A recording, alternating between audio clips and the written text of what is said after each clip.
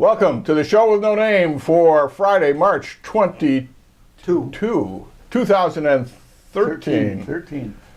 And I'm Bob Going with Jim Nikosha and Gavin Murdoch, and I got some news for you guys. You do? What news is that, Bob? I heard it yesterday. Don't worry, it's not a secret. It's not a secret. No, it's not a secret. It seems we'll be going back on the radio soon, in addition to our weekly podcast. Really? Yeah. You're going on there.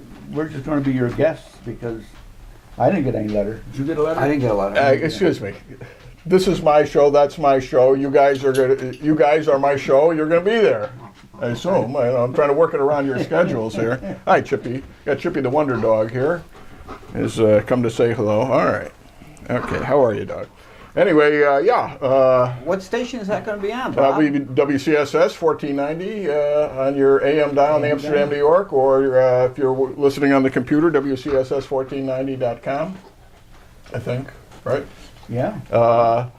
And maybe he'll put you on a news station too. well, we talked about that. He says, yeah, but this stuff you do here. I said, I know all there is to know about Little Falls and Herkimer County. I said, yeah, so I got friends up there. We'll bring them on as guests. We'll do a Herkimer County show. I don't know. I used to go there when I was in my younger days. Herkimer?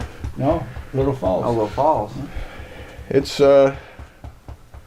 hasn't changed much, really. When you get right down to it, you go one village. You never know which village you're in. Whether you're in Mohawk or you're in Little Falls or Herkimer or what's some of those other things anyway. There. Well, we have to present prior to airing the topics of the day for the program. Nope. I've been given free rein to choose the topics, and You just can't talk about the boss. That's all. No, I was given free rein to talk about the intermediate boss. I have no reason to, talk about the owner. I mean, but the intermediate boss we can talk about when he's in his other capacities. Okay. I assume. No, I don't think it would be good form or particularly interesting to talk about the way he runs the radio station. That's no, that's out of our run. No, I mean it's really as long as he doesn't throw the switch on us halfway through. Yeah. We get parking places. Well, see, these things are yet to be negotiated. There are certain things that are yet to be negotiated. All right. I don't know if we're expected. Hey, I'm trying to drink my coffee, Chip. I don't know if we're expected to get our own sponsors or anything. We'll have to work this out. I would think, naturally once word gets out. We have to bring our own coffee, though. We do have to bring our own coffee, probably. Yeah. In the old days when we were down on Guy Park, he provided the coffee. Yeah. Probably. But Sam and Mike probably drink most of the coffee now, so there's probably none left. No, they don't get it either. They don't get it either, huh? We got to have friends that come in. Got some low friends in high places. So I haven't really talked to him about some of the finer points like videoing the program, but I would think something would be easily to do. You people who keep calling at this hour, darn well that we're recording this show. I think they do it on purpose. I think they do. All right. Okay. Anyway, we're like 5 minutes into the program. We haven't talked about anything yet. But those of you who like listening to us, we'll be back. We'll probably have a somewhat broader audience in as much as the .com address goes out all over the world, so we'll still be able to be picked up in Yugoslavia and the former Yugoslavia. And, all right. Can you video it live on the computer? Yeah. Oh, yeah. So we'll be live on the computer. So be on your best behavior, guys, because up until now we've been able to edit this stuff out. So you got to have a special shirt. I will. I'll dress. I'll wear my hat, my fedora. Like who's that commentator? Walter Winchell. Was it Winchell? Walter Winchell. Walter Winchell. That's right. And Matt Drudge when he was on. But he smoked. Well, he's dead too. He died of cancer. What do you expect? Like he used one of those fake cigarettes. One of those electric ones? Yeah. Wow. How we've digressed. Anyway, let's talk a little culture first, because I've seen a lot of movies since in the last week. Jamie's movie opens tonight. Olympus, what's it called? Olympus Has Fallen, or Olympus Is Down, or whatever. What it's about called. the White House? Yeah. Oh, I guess I can't talk about the rug. Okay, I've been forbidden to talk about Oh, really? our rug. Yeah. Why? Oh, no, I'll say it anyway. Part of our formal set here is actually a prop from the movie. It's a rug from the fake White House that Jimmy pulled out of a dumpster. Really?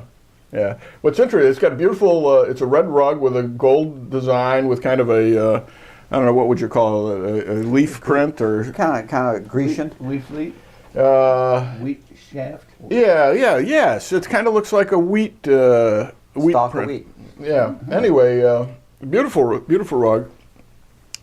Unlike the rugs your grandfather used to make at Mohawk Carpets, this weren't appears to be painted on. Ah. This seems to be really just a cheap red rug, and they painted the gold design on to make it look like a. It's woven, I don't know, but it's not. like a woven rug. It is. I think if you scraped at that. As a matter of fact, I see where Chippy's been scraping at it. Some of it's So already we're come going up. to see this rug on that show tonight. Movie. Yes, in the movie. Yeah, it's somewhere in the movie. I'm not sure where. Get your camera down here to show it here so that make a comparison. It did show. I had it in in the still shot of the show I did with Laura. After you guys left that one day. So I have a still shot of it because Anna took it from the chair. Anyway, so I can't give you a review of that movie because I haven't seen it yet. We'll do Is that it next opening time. in Amsterdam this evening? It is at the Emerald Cinemas.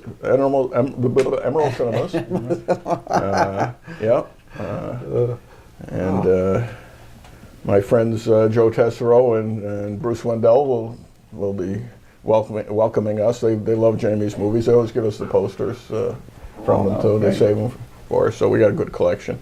Or Jamie has a good collection.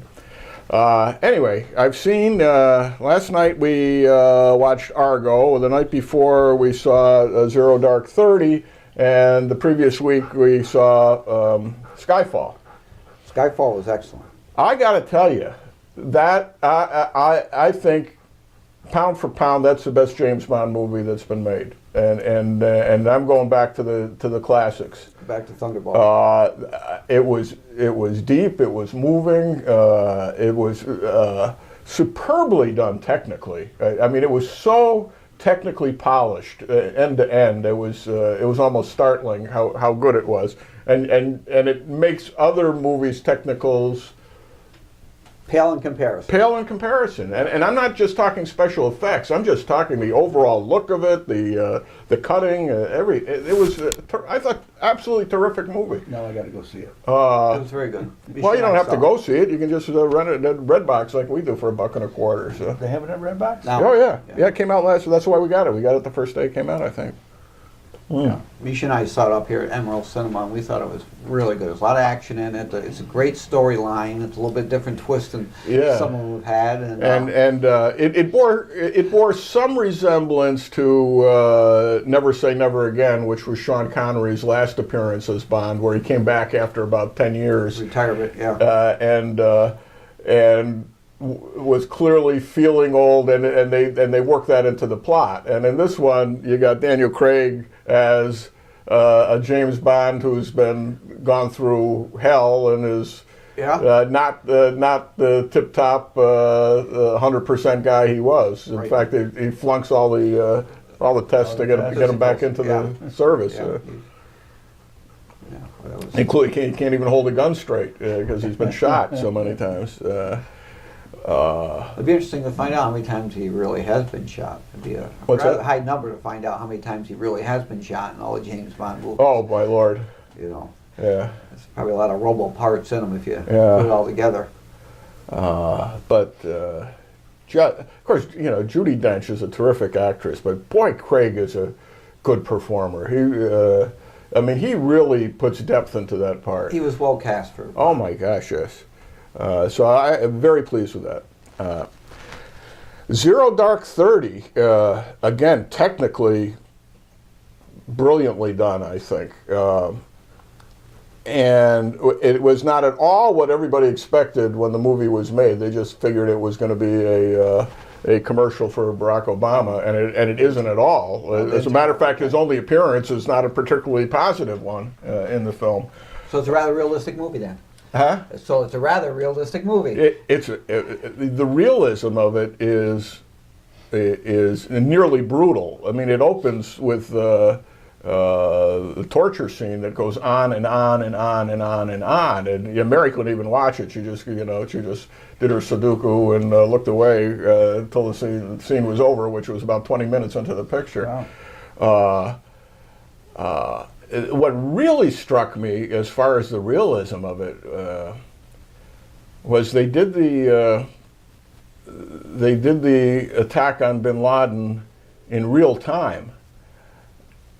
And you realize, watching it, that this wasn't just a bang bang, we're done, we got him, let's get out of here thing.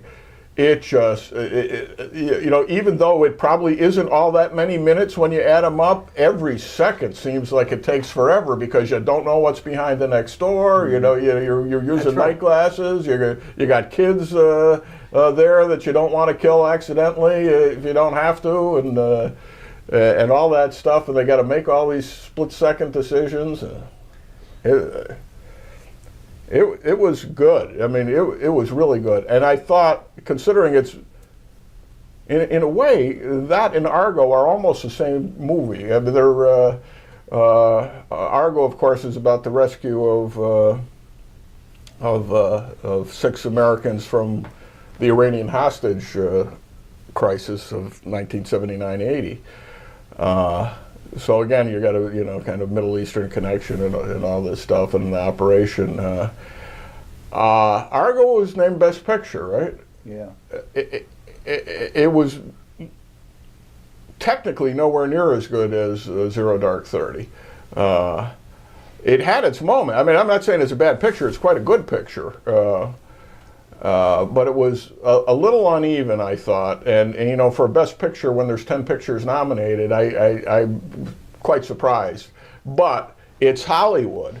And what Argo does is basically make apologies for Jimmy Carter, which, if you're paying attention, is not what the movie really says. But everything, they start off with like a 5-minute denunciation of the Shah, as though he did nothing good for the people of Iran and all he did was loot them and kill them. When in fact he brought them into the 20th century. He brought the country from the Middle Ages into the 20th century. And so there's only like a hint of what he did to liberate women, for example. When the women were modern, when he was there, were modern women going to college and wearing Western clothes and everything else. And when they mention it all, there's only one character who even mentions that as a good thing, and the rest of it all is, it's terrible what we did to destroy their culture. And it's typical Hollywood Jimmy Carter era crap is what it is. And it ends, while the credits are going up, with a modern day Jimmy Carter bragging about the thing and basically saying, well, we couldn't let anybody know what happened at the time, but I'm very proud that I did this and all this. And in fact, he pulled the plug on it. He pulled the plug on the operation, and it went ahead with basically without him, and they forced him into acting at the last second. Typical Jimmy Carter stuff. When I say the movie is uneven, I think it's because it really shines every time Alan Arkin and John Goodman are on the screen. They're at the Hollywood end. The premise is that they make this phony Hollywood production company to spirit these people out of the Canadian embassy, and they are so good, particularly Arkin. Goodman is good wherever, but Arkin is in a class by himself. He's one of the great actors of our time, and he is just brilliant in this. And I don't know that he's got this, whether it's snappy dialogue or what. It's just that he can deliver every nuance of everything that's handed to him. He's wonderful. anyway, so I recommend all three movies. Of the three, I enjoyed Skyfall the best. I think Zero Dark 30 is a movie you got to see, and I'm not going to say it's not ambiguous. It's just you see that picture and you realize that sometimes we have to go against our own humanity and do terrible things to get the right things done. And it's it doesn't debate the issues; it just presents them. And I think that's what makes it a really good film. It's not preaching to you. It's not saying it's all this or it's all that, or you should do this or you should do that. And you're thinking every step of the way. Should they really be doing that? Is this is this a massacre or is this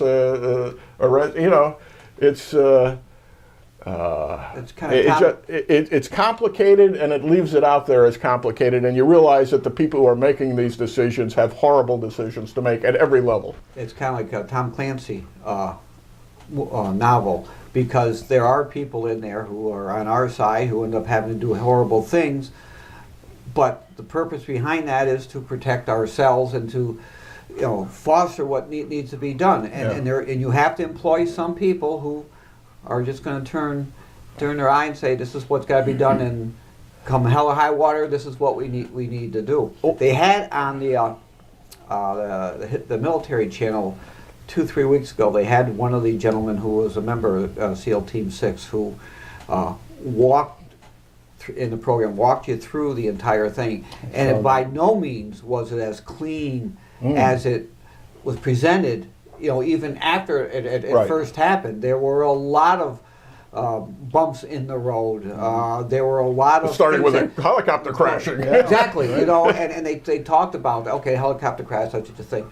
But he talked about the ramifications of that helicopter crashing, how then they had to go not to plan B, but to plan D and C to get in and still accomplish the mission, and how harrowing it was, because literally, as you mentioned, you had no idea what was behind any of the doors, or what they were going to face. As much information as they had, they didn't know, and how, in the end, how clean it was for them to get in and get out and get it taken care of. But and of course, the copter crashing in and of itself destroys a lot of the security of the mission, because all of a sudden the whole neighborhood knows there's something going on. Absolutely. And the Pakistani West Point is a mile down the road.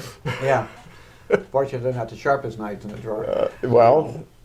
But it was an excellent program that I saw, and I still haven't seen the movie, but it just shows how... Definitely worth watching. I'm in the middle of a book about the hunt for bin Laden, and the part that really got me was in the Pentagon, in the agency that was going after him, the women were the ones who were getting everything done. Well, that's right. That's the whole theme of this movie. It really focuses on this one woman who just doesn't let go, and it has a wonderful ending, which I don't even want to give away, because it's perfect. It's got a perfect ending regarding her. But I was talking about people having to do bad things. What's nice about this is the guy doing the torturing and the woman who's the key to the film, who's watching it, both clearly aren't crazy about what they're doing. It's not like either one of them is sadistic.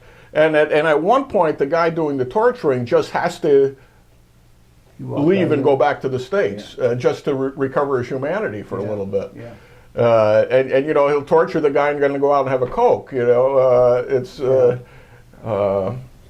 And she's turning her head away the whole while, but doesn't flinch when the victim tries to get her to break it up. But I liked it. Mary didn't like it at all, or just won't watch it. I don't. She doesn't look at the movies quite as technically as I do, but, which is something. Lincoln's not out yet on DVD. I think next week. So we're looking forward to that. I'm not sure exactly. And Les Miserables is coming out, and I want to see that. I just can't believe Argo gets Best Picture out of this. Ben Affleck, It's good, worth watching, but compared to the I other mean, ones, it isn't Citizen Kane or you know. I watched the whole movie and didn't even realize that Ben Affleck was the principal character. Honest to God, he is good. He directed it as well. Didn't get, and you know, it's funny. It's one of those things where Best Picture doesn't. He's not even nominated for Best Director. Right. And rightfully so, I think. Because as good as it is, it's not particularly great direction or anything other than competent direction. But I mean, that used to be. It shouldn't be as considered such a rare thing now because they nominate 10 pictures for Best Picture and only 5 Best Directors, whereas it used to be 5 and 5 up until a couple of years ago. It draws a bigger crowd that night, having more pictures in. You know. I'm not. Well, who cares really? They do what they do. It doesn't mean they are the Best Picture. It's just that they get the award. Right. A lot of. If you look at the list over the years, most of them are pretty damn good. But every once in a while, you say, "Well, what the heck were they thinking that year?" Greatest Show on Earth is my favorite. It's like 1954 Best Picture or something. It's it's got a good cast. It's got, it's colorful. It's about the circus, and Jimmy Stewart's in it, and. But there's absolutely nothing special about this picture whatsoever. Yeah? Yeah, it's... and what was it I watched a couple of weeks ago, or a few weeks back? Maybe it was Three Coins in a Fountain. I think that was nominated for Best Picture. It's just, it's like a movie. It's a good movie, but it's like the late 50s soap opera is all it is, or early 60s, whenever it was it came out. Nothing at all to distinguish it, and not particularly worth watching, other than you get some nice scenes of Rome. I think maybe we talked about this because I had fallen asleep watching. It's like Quo Vadis or something like that. And I wake up and there's Rome again. All of a sudden there's cars outside the Colosseum. A little surrealistic. I said, wait a minute. Okay, I guess they're doing 2 Rome pictures back to back. It was one of those. It was one of those blockbuster 50s. I think it was Quo Vadis, or it might have been the Robe. Might have been the Robe. One of those. I always get those pictures confused. They're basically the same picture done in CinemaScope. They used to do a lot of that. Those big cast of thousands. Cast of thousands, yes. Yeah. I remember watching the movie trailers. The next movie is coming. It has a cast of thousands and a story that you have to be there to see. Yeah. And a lot of them are just filling the screen. That's all they're doing, and they're visually interesting if you're watching them on a big screen, I guess. Nothing to remember. Entertainment. That's right. But as I say, nothing particularly special. So I don't know. These are the first actually Academy Award nominated pictures that I've seen from last season. I haven't seen any. Well, you saw Skyfall was nominated. It wasn't it? That was nominated for Best Picture. Yeah. As I say, I liked it. I liked that the best. It's one of those movies you kind of hope there's another twist at the end to keep it going a little bit longer. You know. Yeah. Well, there were a couple of twists at the end. Yeah. You weren't expecting some of that. I don't think at the end. But they managed to reboot the series at the end. That's right, they did. They got it set up for somebody else. Which is amazing, considering it's almost a farewell performance to Bond, and it ends up basically rebooting the series to. I have not seen the other 2 Craig movies. Casino Royale's on tonight, the serious one, as opposed to the Woody Allen version. It's almost, you wonder how How did that come about? Because the comedy company bought the rights to it. They must have sold them back or something. There was something left in there because it was. Because the original bore apparently no resemblance to the Bond. Wasn't that the first Bond book, Casino Royale? Casino, I think it was. Yeah. I think it was.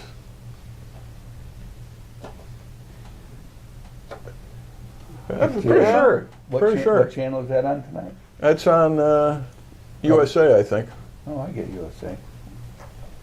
There's no ball game on USA because I know a lot of channels have got NCAA's on. Like TBS has got it on. You know, they and advertised. CBS and They advertised Syracuse playing last night, and I couldn't find it. They said it was going to be on TNT. TNT. It was not there. No.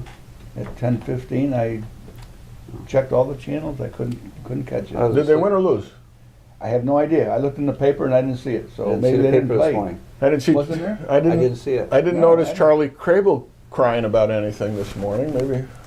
Maybe they didn't play because yesterday morning's paper said they were going to play last night at 10:15. Oh, but they- Maybe it was AM.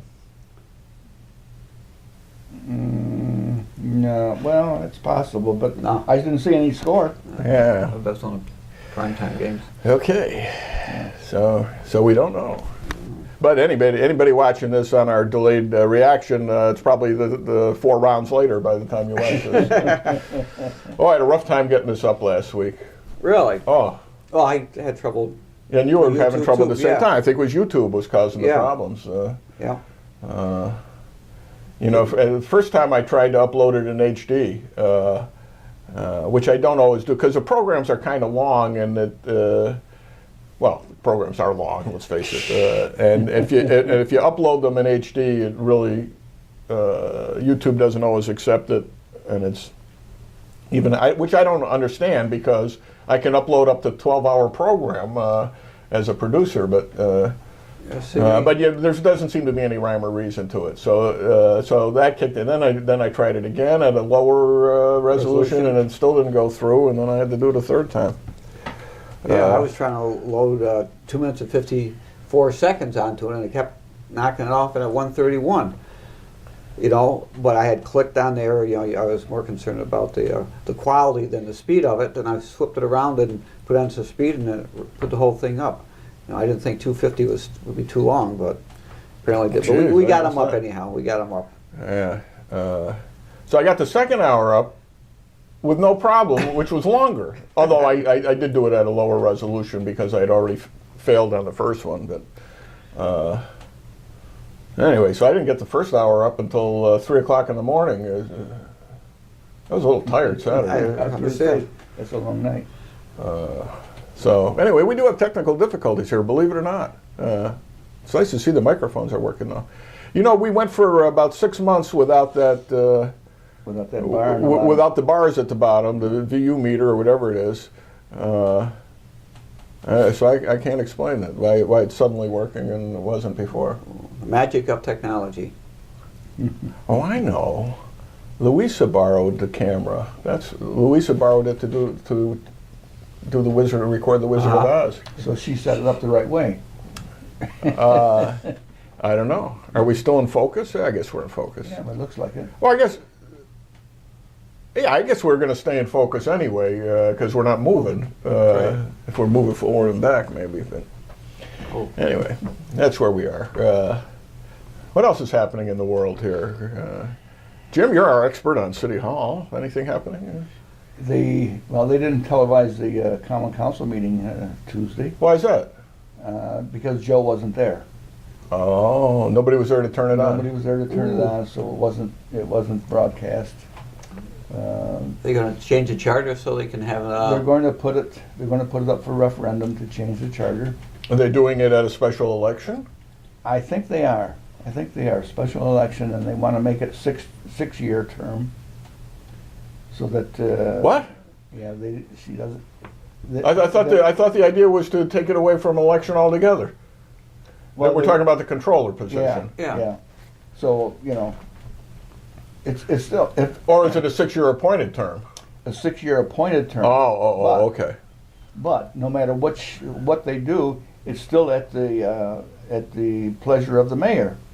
So I don't think 6 years would be applicable, because if I come in as mayor and I don't like you as a controller. Well, it I can't gotta be keep- both. It can't be both That's what I'm saying. a position for a term and a Vision for An appointment. appointment. It's, you know, so I don't understand it. We'll have to get Jerry, the expert, to tell us what's, Could you explain it to us? oh boy. well, Jerry can explain anything. It may not be true, but Well, that's really confusing, because that's not what they were discussing before. And of course, if it's an appointed position, then I assume the local law is also doing away with all the reforms we made about the controller sitting on the budget board. yes, yeah, they're doing away with that. Yeah. Going back to the old system, Going back to the old system. which will take an extra month when they're already going past the deadline. Yeah. Oh God. No.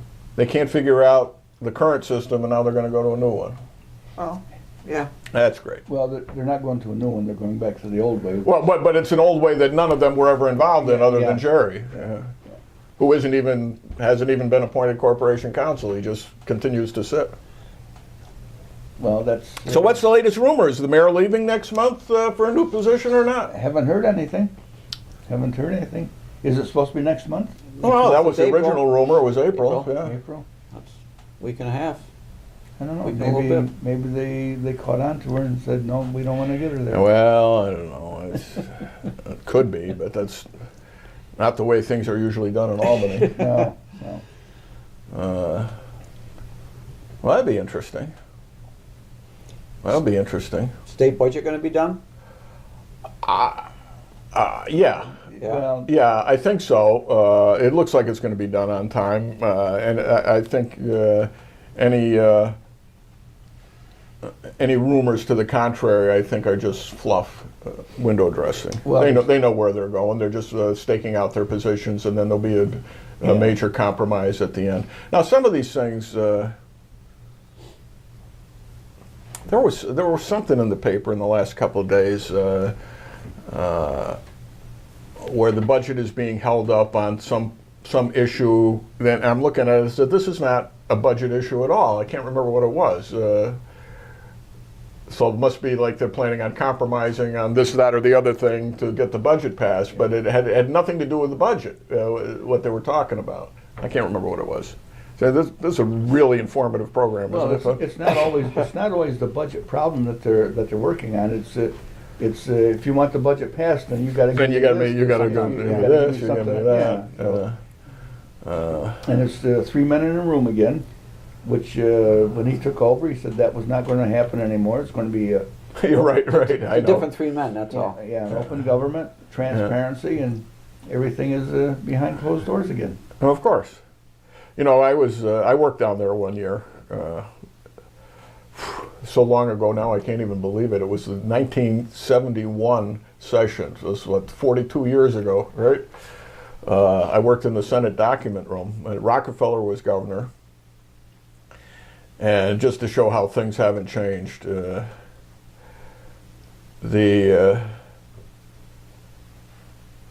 Capitol building is very intricately laid out. There's all kinds of secret passageways to get from office to office and such. And Rockefeller was able to,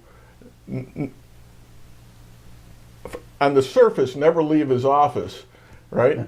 And he was able to get from his office on the second floor up to the Senate document room, where I looked at was what we called 4.5 in the building. It was a mezzanine level that one elevator stopped at on the Senate side, the Senate document room. And since there were manual elevator, manned elevator operators, you had to belong there to get there. So Rocky was able to get up to our office and meet with Whoever. with the other two, whoever. I think Senator Bridges was the majority leader in the Senate, and probably was it Perry Duryea maybe on the Assembly side. I forget. It was a long time ago, and they would meet they would meet in secret and hammer things out in the back of the document room. And they'd order pizza and Dubonnet. Rocky loved Dubonnet. That was his drink of choice. A couple of bottles of Dubonnet and pizza from God knows where. We like 3 cheese and sausage pizzas delivered to the Senate document room. I don't know who paid for them. My son just got a job down at the state, OGS, with he left WHMT, and he's went to OGS to take over, I think it's take over, the audio-video area that they just formed. Terrific. So he'll get into the system. Yep. All right.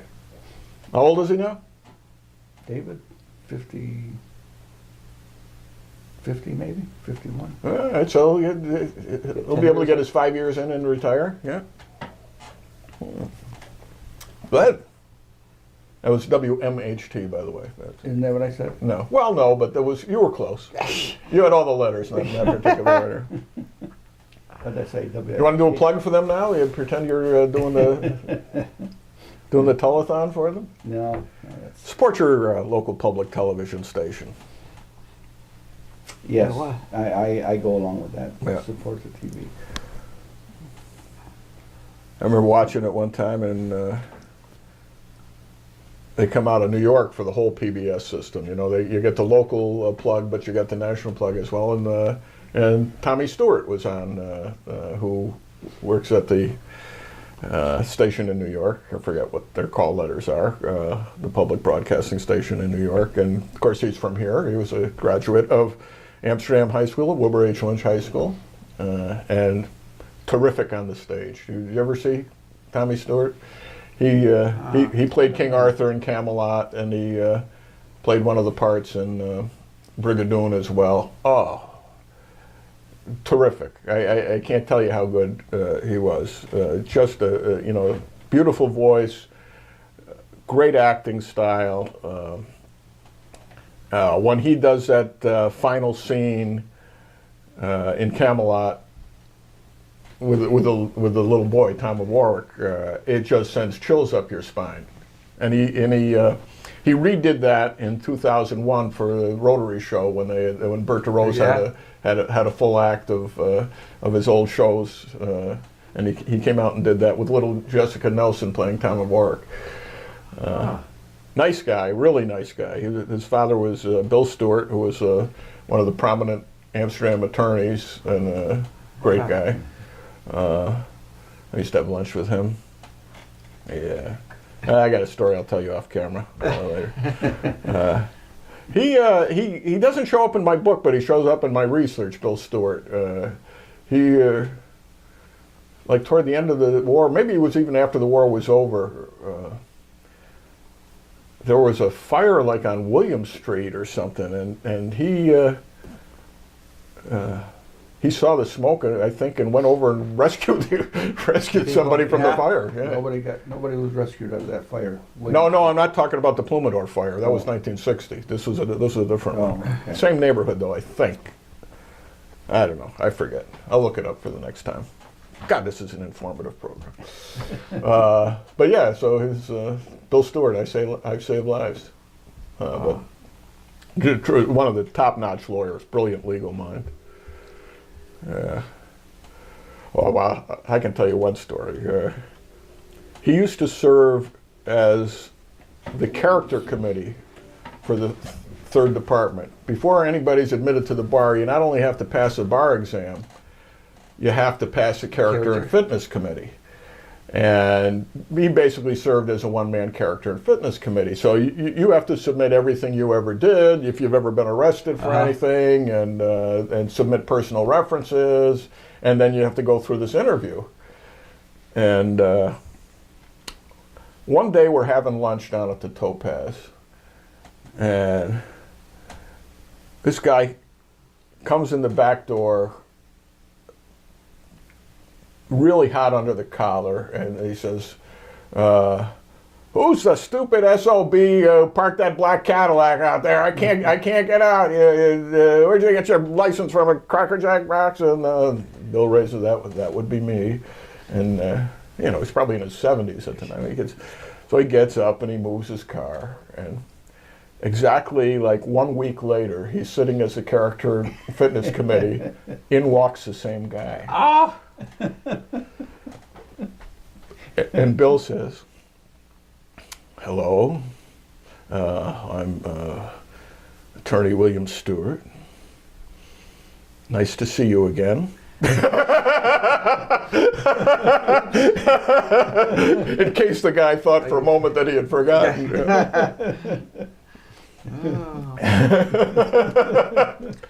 A little karma. Oh, those things are great.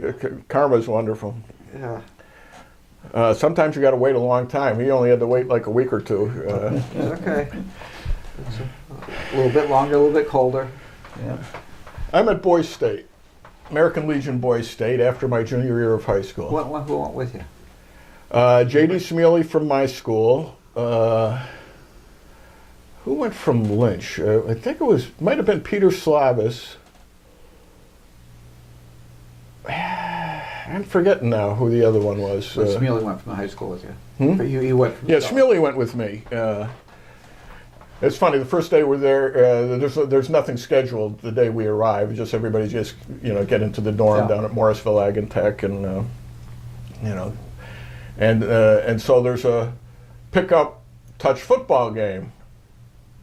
So we all go out there for this pickup touch football game. Everybody's a quarterback. Just about. And it was funny because we knew who some of these guys were because we had played against them. I was a team manager. I cut the oranges 2 minutes before halftime. That was my job. And Smealy was the quarterback, of course.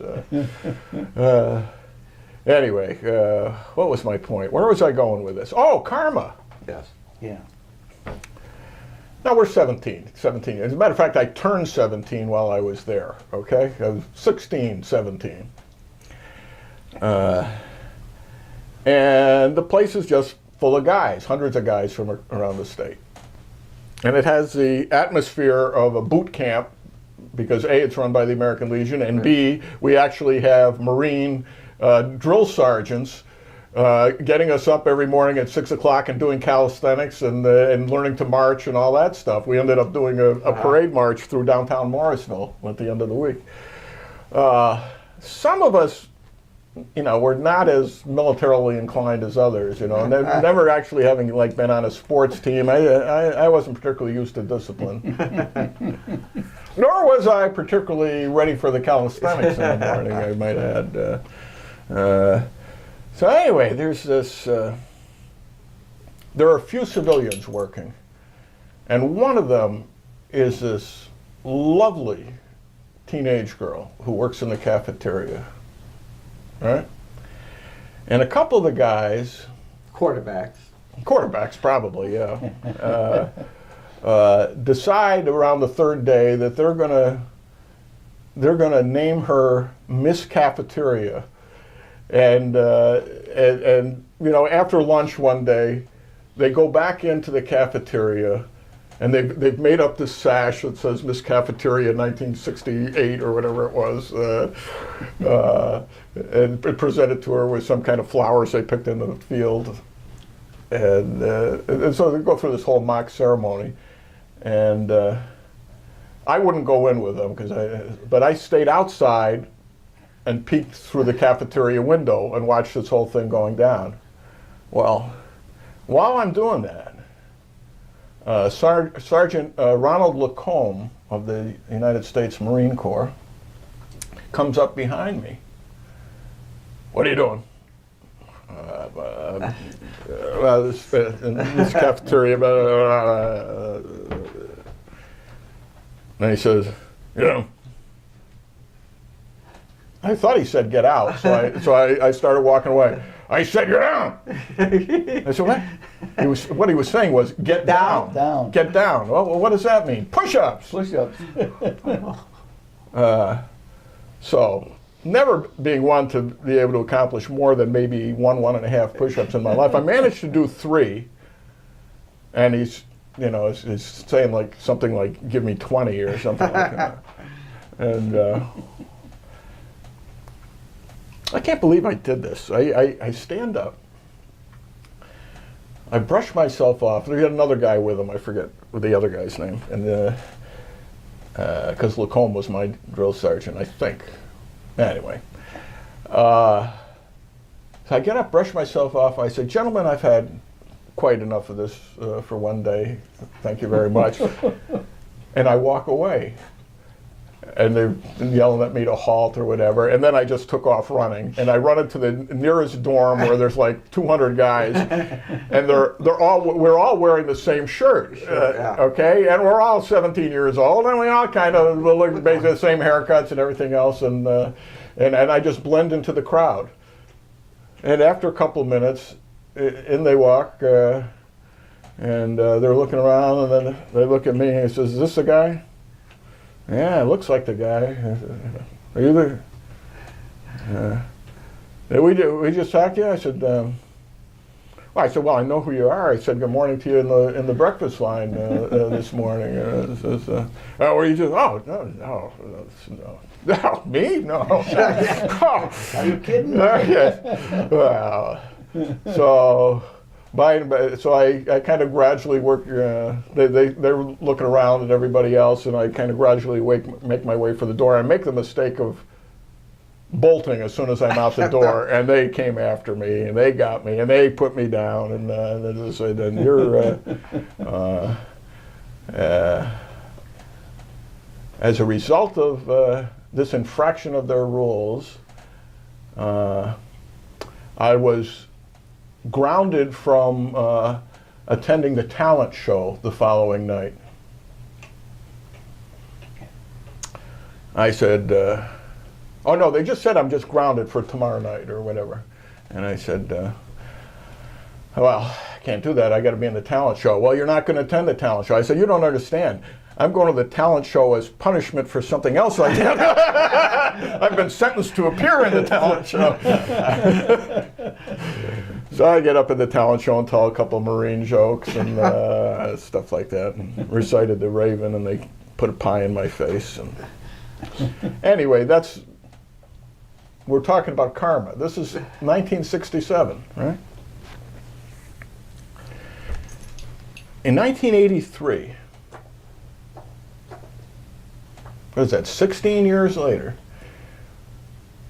I'm an assistant district attorney in Montgomery County, New York, and I have a notice of a not guilty plea on a speeding ticket out of the town of Canajoharie, Fred Schrader, Justice, for one Ronald Lacombe of Albany, New York. I said, and I'm saying, "This can't be. God does not love me this much."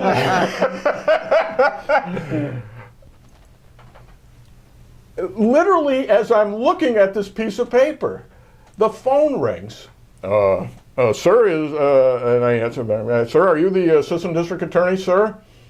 I said, "Yes, I am." "Well, sir, this is Ronald Lacombe of Albany, and I received a speeding ticket in the town of Canajoharie." I said, "Yes, Mr. Lacombe, as a matter of fact, I'm just looking at this now." This is an absolutely true story. I'm not making up the timing of this at all.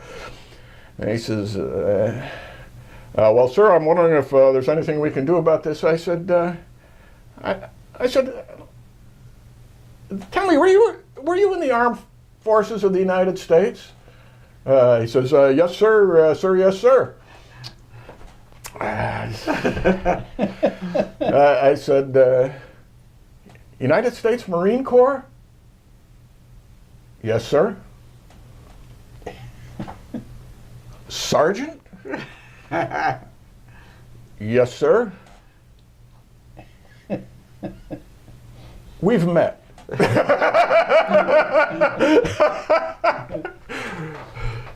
So, Did he remember as well as you did?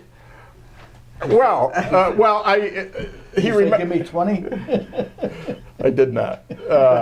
I said, he said, sir, where was that?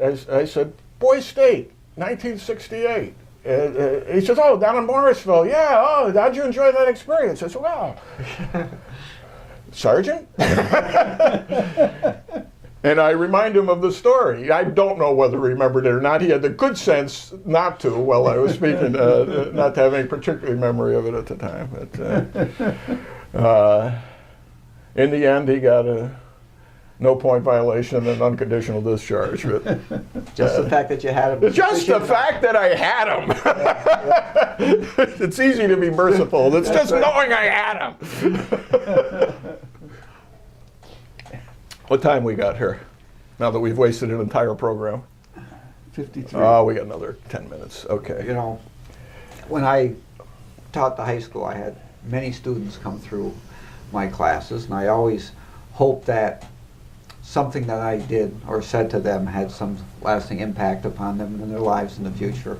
Like, And that he- like give me 20? Yeah. Well, I was driving down Route 5, taking Misha to his annual Celtic concert 4 years ago, and just past the light there that you take to go over to cross the bridge to go. Well, over 9 Mile 5 Bridge. Yeah, 9 Mile Bridge. If you continue onto Scotia, there is a railroad tracks, and there's also a old dealership over there. And quickly it goes from 50 to 35 in a matter of about 30 feet. The Scotia police have a habit of sitting right there at the Right. old dealership, Right. so that if when you see that sign, you are no longer going 35, but you're going faster, they'd have an easy catch. Right. Well, It's a great speed trap. There's now a warning ahead of it. No, There wasn't then. no, there wasn't. Yeah. And I was reaching back to give Misha his CD, his channel to continue to practice for the concert, and I neglected to take my foot off the gas as quickly as I should have. And just as we get to Industrial Park, I look back and I see the lights going. And you'd like take the first left after that anyway, Yeah, right? we do. We go to the Industrial Park, you know, and I go up there and it's still going right behind me, so I pull over. And Marina's rather perturbed. Misha doesn't know what to say. And the things I hope he knows enough to say nothing. and the things that I was saying in my head, I could not repeat in front of either one of them. And so I put my window down, and this really large policeman from the Scotia Police Department comes walking up. And he bends down and looks in my car, and I look at him, and I see his badge, Borwat. He said, "Oh, Mr. Murdoch." I said, "Yes, Mr. Borwat, how are you?" He says, "I'm very well." He says, "Did you notice back there the signs and the speeding?" I said, "Yeah, I did. I just didn't slow down fast enough." He says, "When you drive in Scotia, you drive according to the speed limit, sir."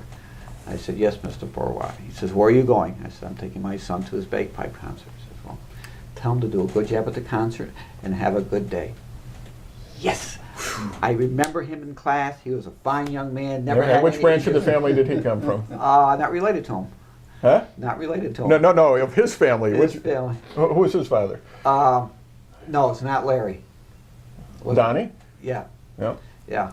And so he remembered me from school, and he remembered that he had me as his teacher, and I treated him fairly and kindly and everything. So he passed that good karma on.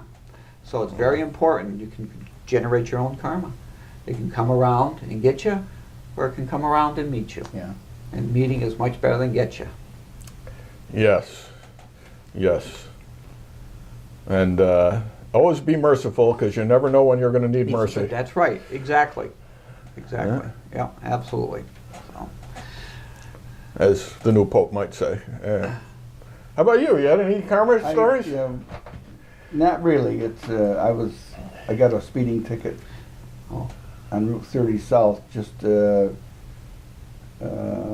Oh, so he got the ticket, see? yeah, you got the yeah. ticket. I got the ticket, and the guy pulled me over, and it's like you said, the sign is there, and all of a sudden you got to slow down. Yeah. Well, I didn't slow down quick enough, but he gave me a ticket, and it cost me, I don't know, I think it was $120 Ooh. total.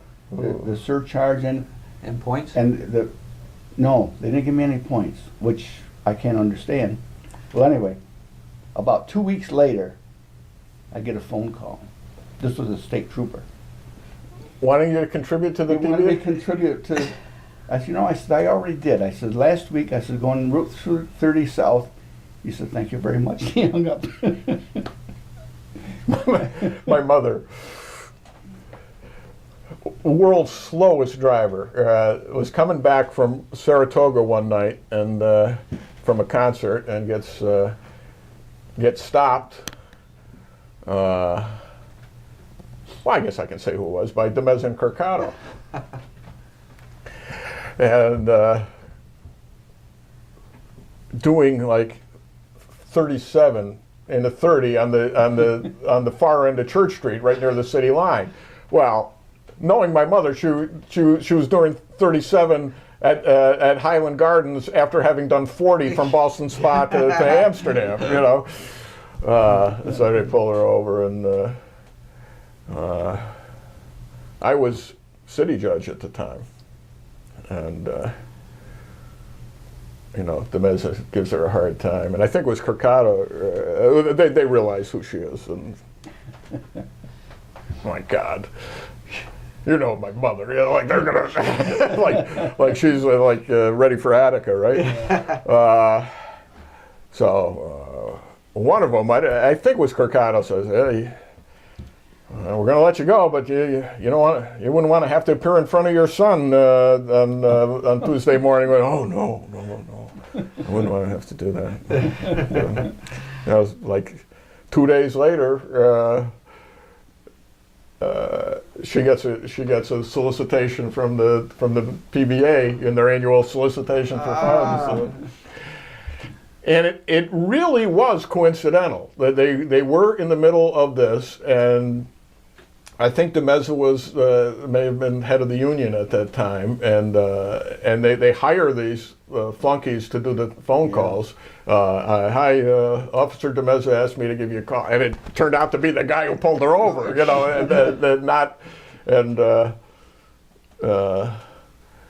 My mother's telling me about this, and they asked me for a donation.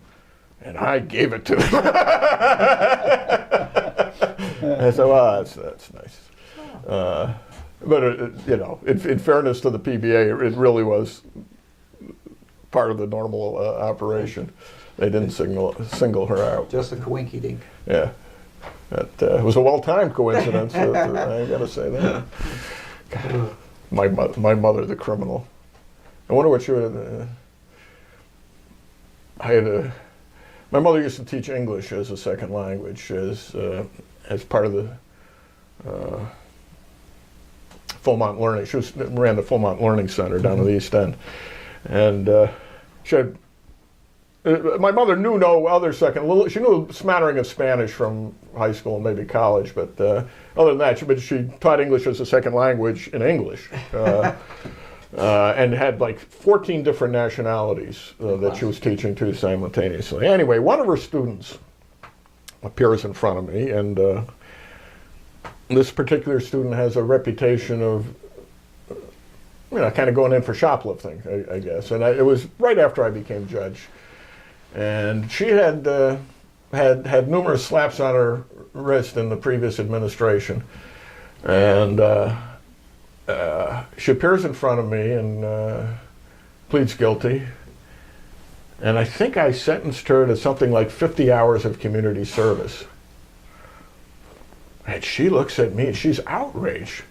She says, "You can't do that." I look down at the robe. "Well, yes, I can. I got the robe, I got the gavel, I got the title, nameplate in front of me, going judge, She says, "I'm going to tell your mother on you." She's in your mother's class. And she did. She did. I see my mother a few days later, and she says the woman went right up to her house after court, knocked on the door, and said, "You know what your son did to me?"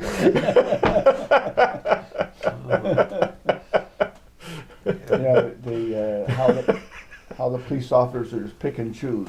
I'm down Norwich, and my son-in-law was. Wait! Just remember that this program has many viewers in Norwich. That's okay. Okay.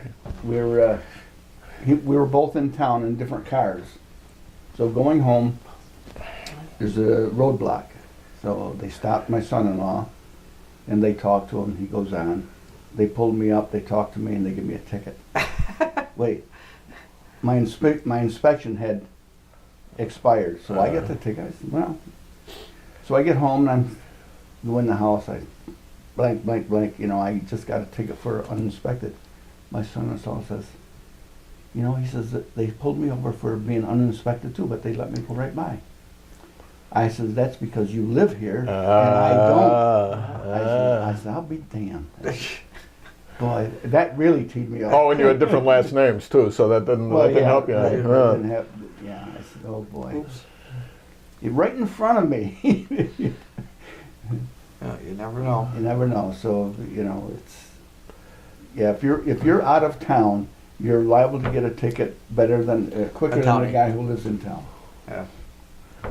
A former district attorney once explained a little bit of philosophy to me, saying criminals don't vote, speeders vote. Okay. Whatever that's worth. Doesn't seem right, but at least he understood his own prejudices. Well, is that about it for this hour? Push on the side on the button on the side, the other side. Oh yeah, that's it. Okay, we promised the second hour will be even more educational and entertaining as we get ready for our big move back to radio. And so until the next hour, I'm Bob Going with Jim Nikosha and Gavin Murdoch. What's your name? Murdoch. Murdoch. And this is The Show with No Name.